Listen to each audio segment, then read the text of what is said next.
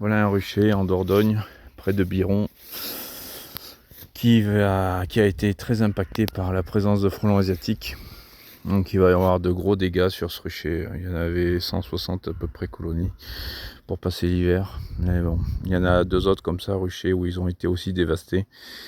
C'est catastrophique, dont un autre rucher, pareil en Dordogne toujours, avec 10 nids de frelons dans un rayon de 1 km grand max qui a été détruit autour du rucher. Donc une forte infestation malgré les piégeages du printemps. C'est que c'est un nuisible qui prolifère, voilà, il détruit les colonies. Donc cette colonie avait fait plein de miel, elle a été remplie. Maintenant c'est rempli de frelons dans la nasse. Dans celle-là aussi.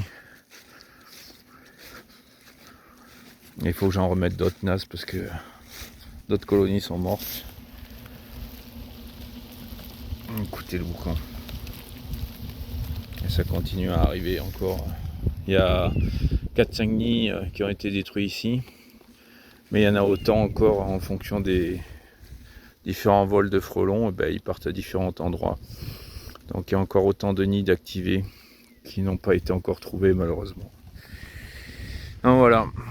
Après, vous comprenez aussi pourquoi le miel est cher, et bien, par rapport aussi aux grosses pertes hivernales qu'on a suite à la pression des frelons. Sans compter aussi le varroa qu'il faut réguler.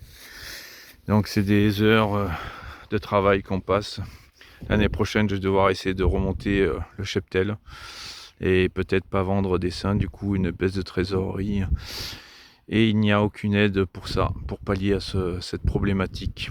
Donc on a nos ruches qui se font détruire et aucune aide financière de l'État, aucune aide financière pour piéger et réguler, si on peut, cette infestation de frelons asiatiques. Voilà, on doit se débrouiller par nous-mêmes.